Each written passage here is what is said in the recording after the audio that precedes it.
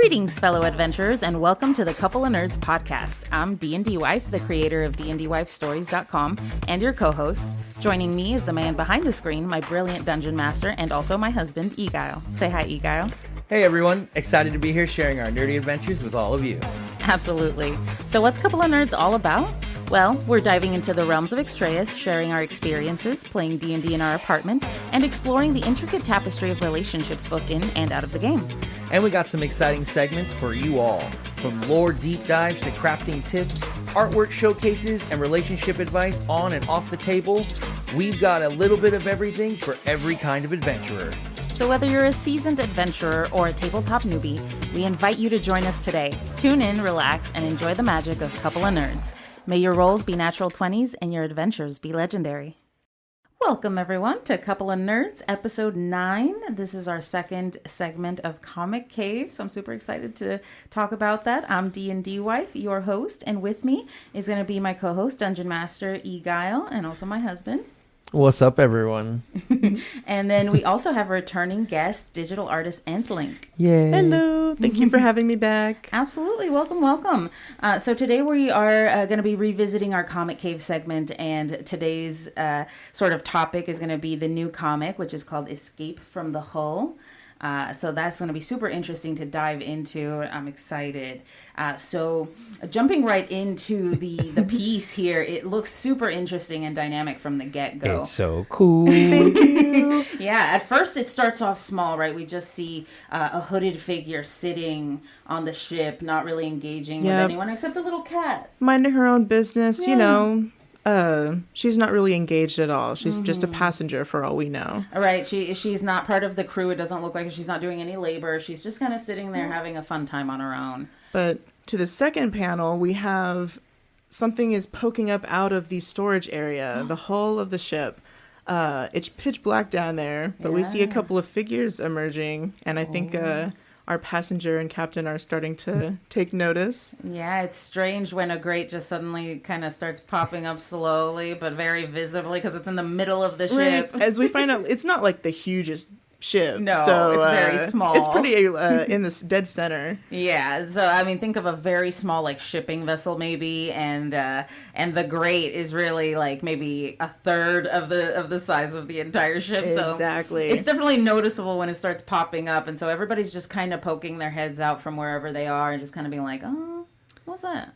What's going on? Right, but then we see that all attempts at stealth are thrown to the wayside. Yeah. And I just had to break for it as Bogbean. You know, it's what she would do. Absolutely. I mean, it's always a big thing where in D&D comics and like stuff like graphic art, you can always kind of tell like, okay, that's a natural one. Yeah, right. Like Oof. right off the bat, The stealth did not go well. You know, like when you see something where it's like, oh man, that character art is so cool. They did something amazing. It's like, I bet that was a nat 20. Yeah, right. They did so good. It must have been a perfect it'll roll. be nice because I'm hoping in future art that you do, it'll be very clear when one particular character gets his nat 20s because that'll lead to some pretty interesting art. Oh, I look forward to that so much because we have made kind of an iconic little scenario for that eventuality for that character. Absolutely. So that's fun. All the moments are accumulating and adding up, but that is definitely like the biggest part of the process for me is like going back into the sessions, like because like some of these were like a year ago already, which is crazy to think about.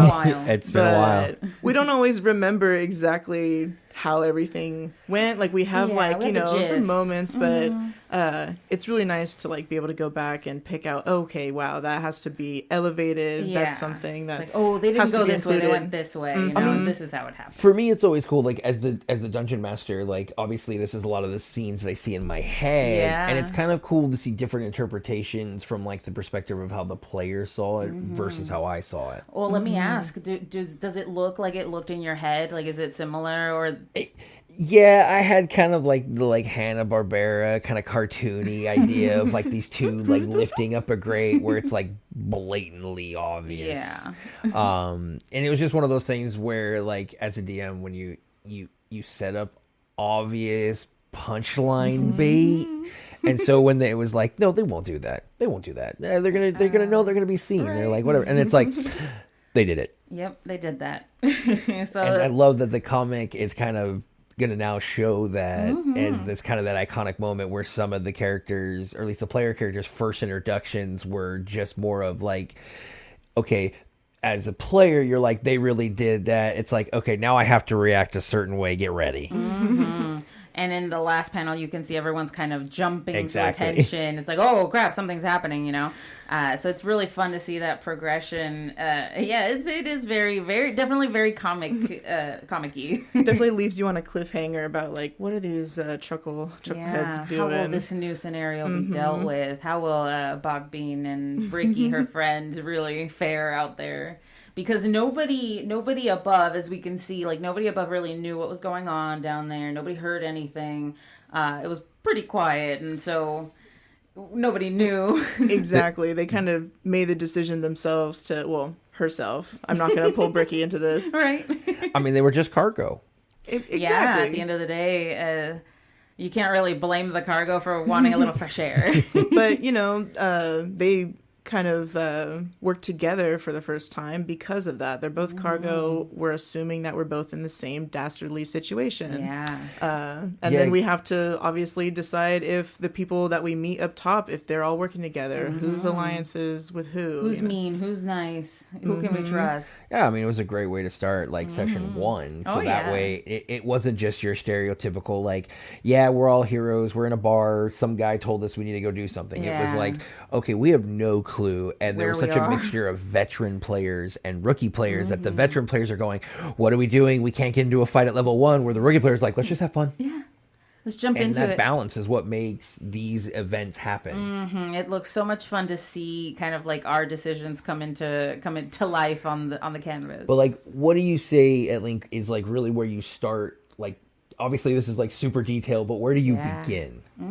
For something like this, I've been super thankful for Clip Studio Paint's like assets. Like, I think there's definitely so much free assets on the internet, and paid assets, you know, depending on your pay grade, whatever.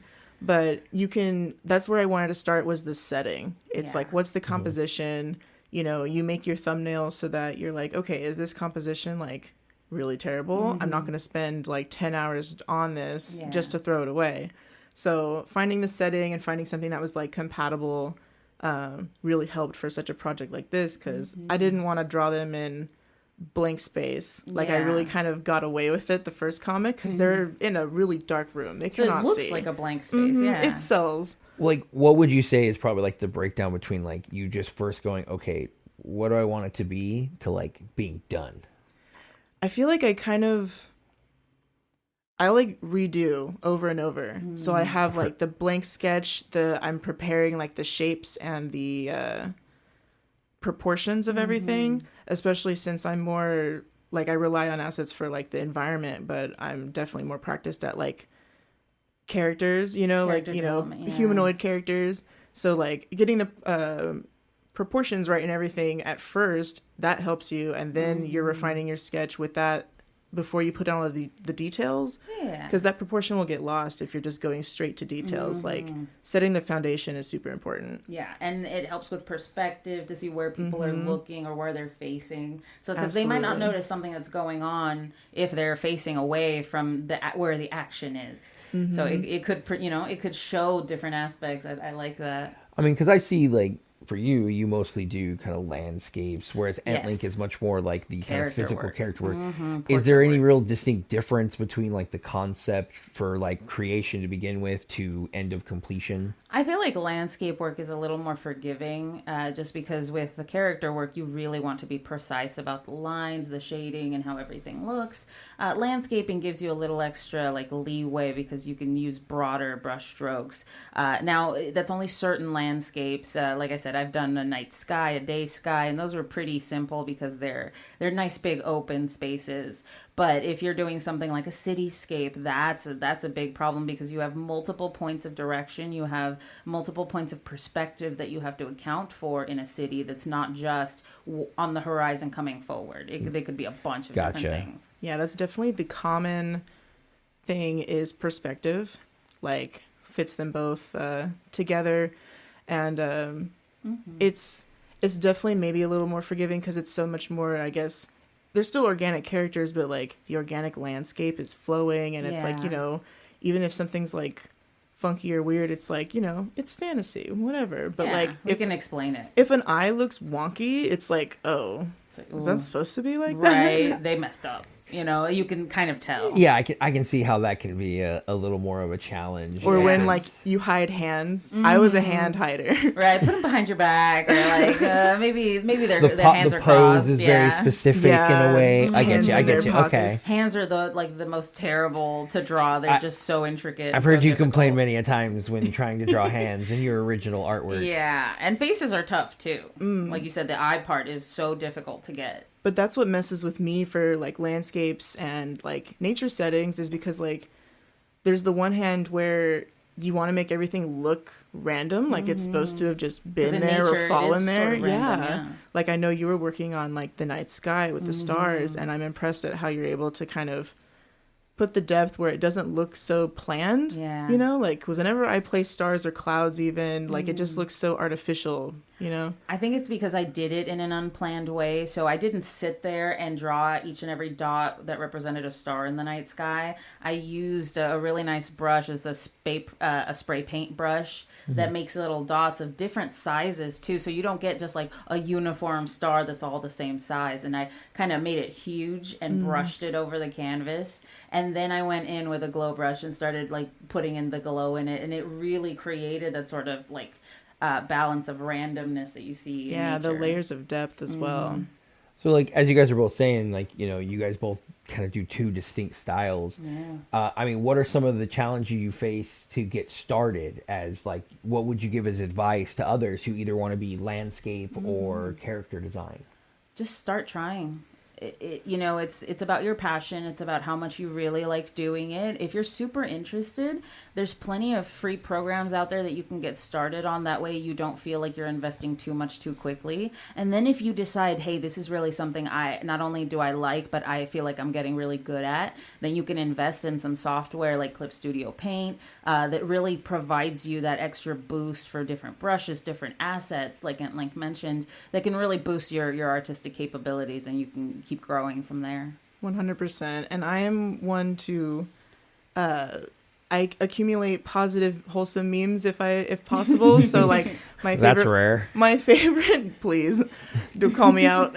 My favorite one is it's I can't remember what it's like from or what the template is, but it's like some guy yelling at you, like, just make the art. If it's bad, it's worth it, you know? Like you have to start there. You have to start people drop somewhere. Paint on canvases and it sells for millions of dollars. So if they can do that, anything can be considered artwork. But it's also like you see, like even established artists have that thing where it's just ironic where you put so much into a piece and it gets like 2 likes, and then you drew this little like dump doodle, but it's so funny and relatable, and being kind of, you know, quote unquote bad, like that doesn't really exist. It's like a really. sketch, not a finished product. It's something silly. Yeah. And, you know, start there. Yeah. It captures people. It's super fun. People love seeing little sketches, little forays into illustrative art.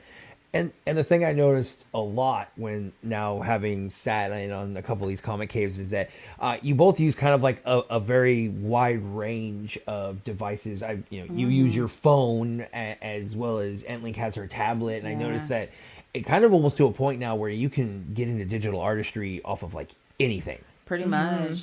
There's so many YouTube videos out there. I've seen people do it on their iPads, on their phones, like I do sometimes.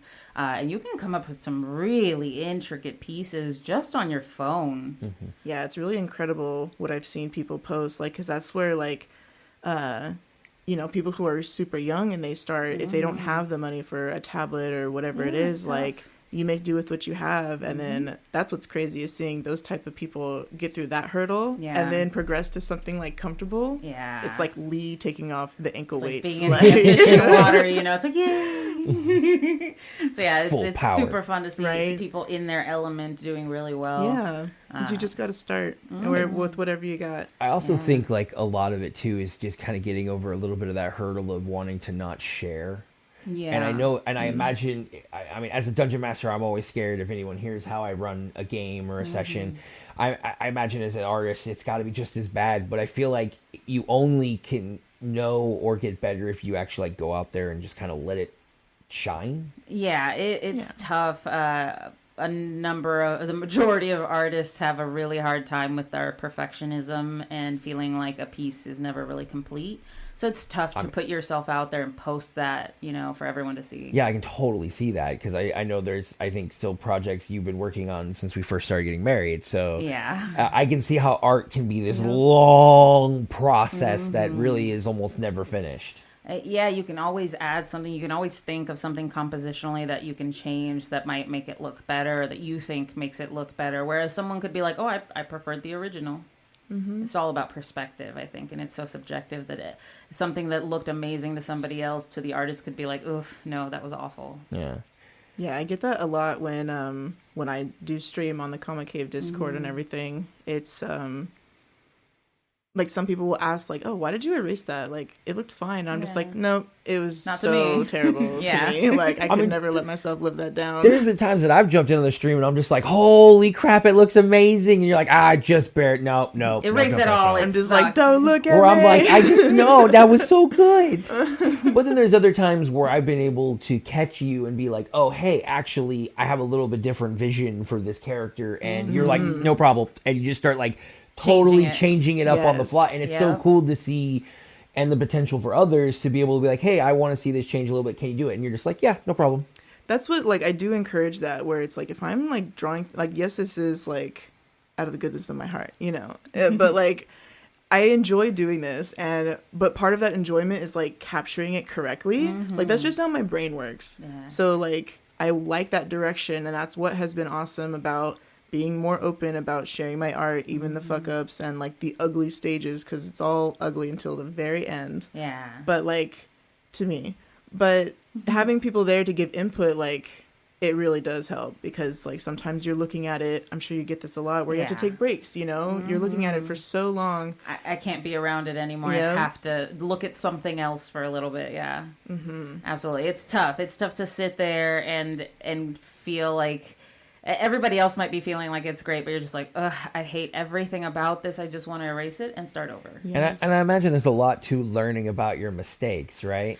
Yes, and not just in doodling, correct? No, it's not just about the artwork. You like I said, when you're an amateur, there's also, and you start looking into buying software, you need to understand the type of software you're buying. So I made a little boo-boo. I bought a tablet to start doing more digital artwork, landscaping artwork for Extraeus, and I bought something that came with it as a bundle, which was the Clip Studio Paint software, and it came with like the long code that you have to type in. But when I went to do that on the tablet, for some reason, like, it doesn't take it. It only takes like this 12-digit one that's for the subscription version, which is the newest version. It didn't work. It didn't work. I ended up putting that code into a different device that did take it, so I am able to use that version of Clip Studio Paint, but in not some really aspect, but not what I intended it for. So I do have to wait a little bit, because it did cost like $30 for that software. I do have to wait a little bit until I can buy the subscription to Clip Studio Paint. Yeah, that's always something fun to have happen. Yeah, so you have to kind of, honestly, I would just look up videos as to how to get started. If you're truly interested in that, there's plenty of free YouTube videos of all sorts that teach you how, if you're interested in landscapes, if you're interested in character work, they have different videos for that teach you everything about brushes. And it's not just for things like Clip Studio Paint. You have like the iPads. They have all these iPad artists that just teach you how to create amazing pieces of artwork with a couple of brush strokes. It's insane. Yeah, sometimes simpler is better, like you have your foundations down, and then you can add that flourish with, like, because brush theory is kind of real, like it's important. Yeah, certain things like just give like a messier, cleaner mood, I guess, to it. Like I love the memes going around where it really conveys that same drawing but different. weights, different effect. Yep. And like you guys are trying to explain to me, so like you can literally have like a brush do almost anything, correct? You can use one brush to create an entire piece. There are artists who specialize in that type of artwork, and they're known for that type So of like artwork. when I hear brush, I think of like, you know, like a paint. So you just kind of like, it just gets swiped over and it doesn't affect. Yes, digital paintbrushes work in a very similar way to real paintbrushes. It's just digital, so you have a little more control over what the brush does, how big it goes. So you don't need 12 million brushes to create the effect that you do on real canvas versus a digital canvas. You can switch it up right then and there. Gotcha. So it's a lot easier.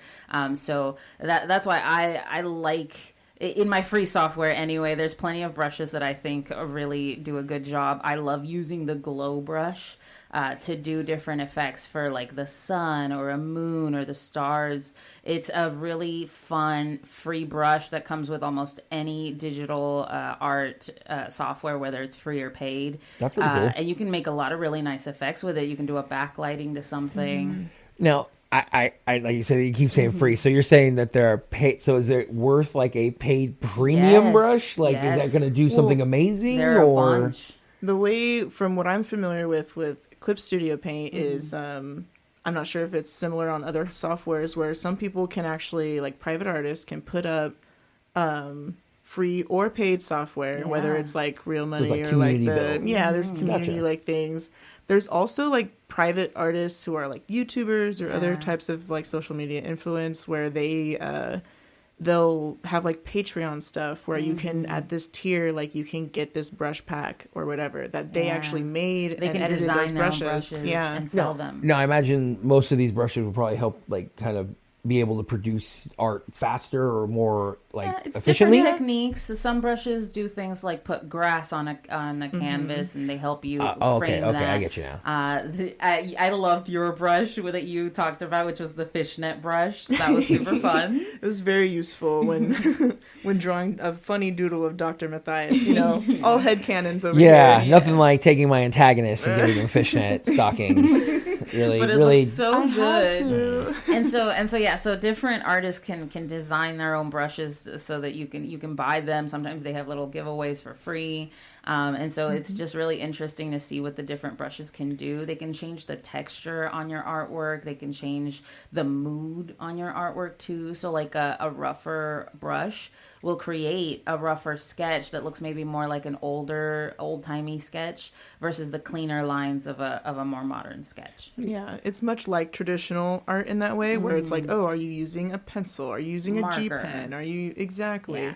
Like, are things layering on top of each other, or is it like a solid, like Matte binary? coloring, yeah. Exactly. So, are there any kind of brushes that you two would like recommend right now, whether they be paid or free, that you are currently using? Well, my recommendation for the free ones is the glow brush. I love that. It does wonders for all of my landscaping. So that's the one I would recommend. But it's free, so anybody can use it. So that's fine. I definitely like rely on a lot of the base brushes, but I do have some other ones like.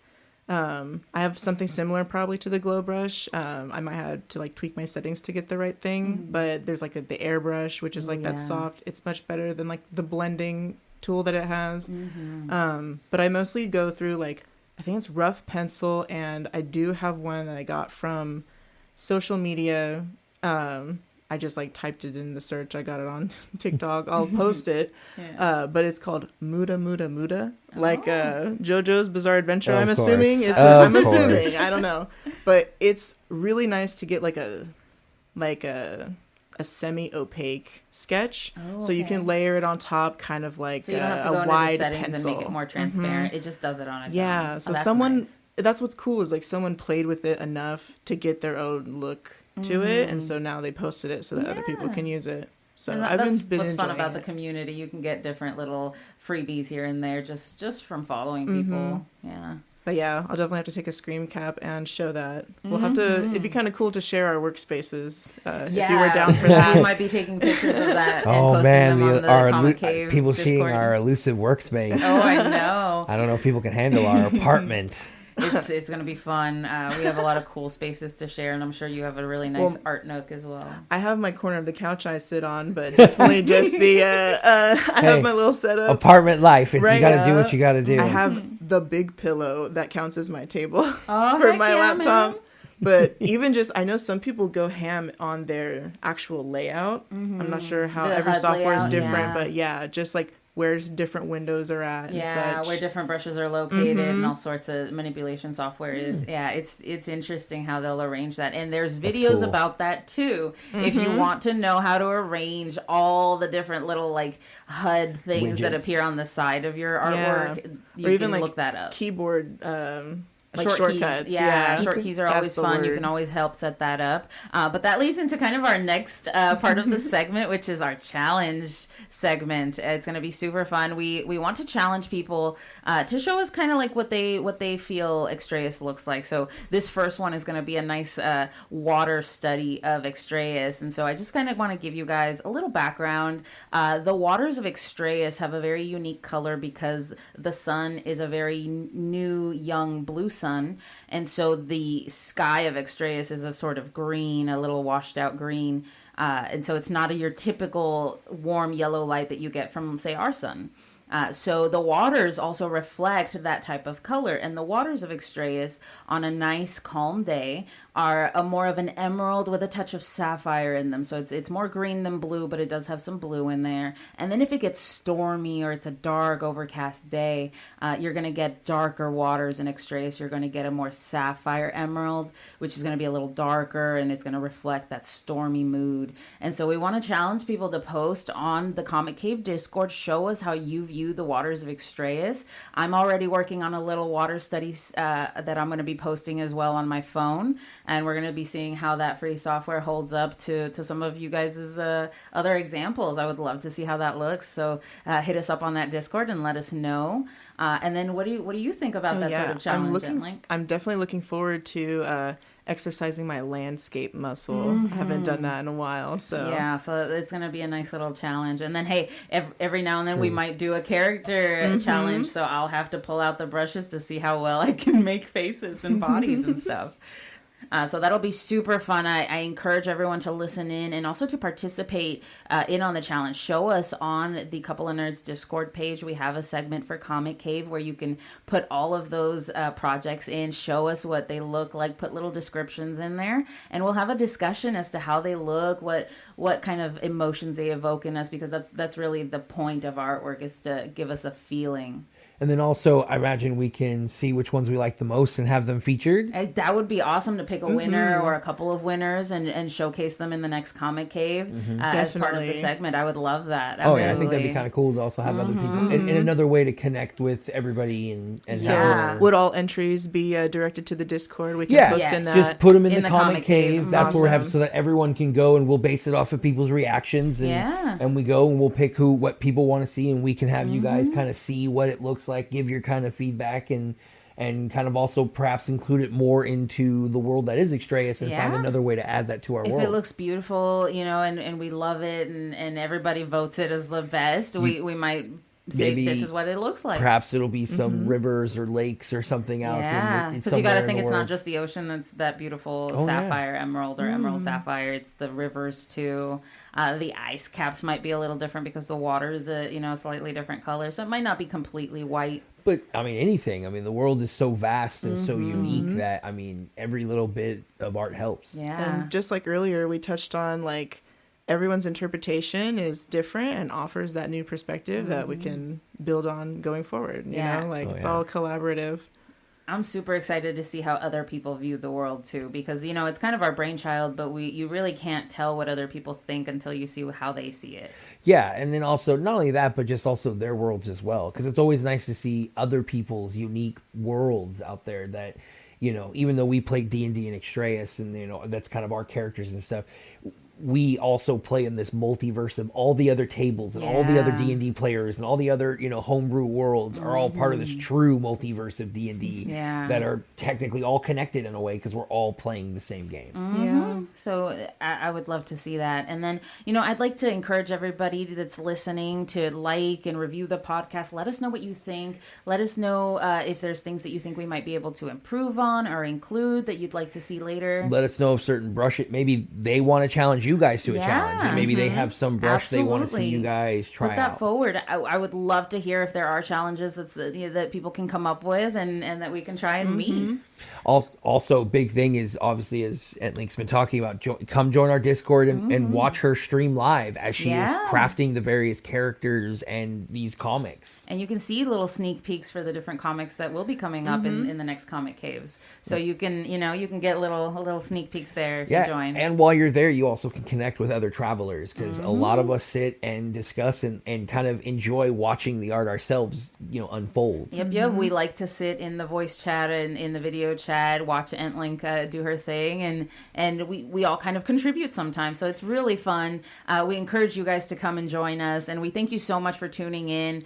We'd love to keep hearing from you guys in the reviews and the comments. Let us know how you feel. Oh yeah, and obviously, EntLynk, we always enjoy having you here. Is there anything you'd like to give me last little shout outs? Just to thank you guys again for having me. I'm EntLynk or EntLynk Art on all platforms basically, and I do try to stream on the Discord every Sunday nights pretty regularly, whenever I can really, but catch me in the evenings for sure. Oh yeah, definitely. We're all traditional later in the evening kind of people. Right. And just for clarity, that's at EntLynk, EntLynk. That's on X, Instagram, TikTok. You'll be able to see a bunch of her awesome sketches. But thank you so much for joining us, and have a wonderful day. And that concludes today's journey through the realm of Couple of Nerds. We hope you had a blast exploring the intricate world of Extraeus. Don't miss out on the visual extravaganza over at our YouTube page at Couple of Nerds Podcast. It's where the magic comes to life with exclusive video segments, art previews, and a peek behind the curtain. Dive deeper into our adventures by visiting DnDWifeStories.com, your haven for all our podcast transcripts and a treasure trove of content dedicated to the captivating universe of Extraeus. Your unwavering support is our greatest treasure. Take a moment to weave your thoughts into a review and hit that subscribe button for an enchanting journey with Couple of Nerds. Join us beyond the podcast in the Extraeus Project Discord. Connect with us, the creators, and even the travelers themselves. Witness the magic unfold in live drawing streams, game alongside us, and step into our digital tavern, the Bard's Haven. Share your stories and characters with fellow adventurers. Visit DnDWifeStories.com for the link to join our vibrant community. Stay tuned for more tales, more laughs, and more insight into the world of tabletop gaming. Until then, may your dice be kind, your campaigns epic, and your adventures legendary.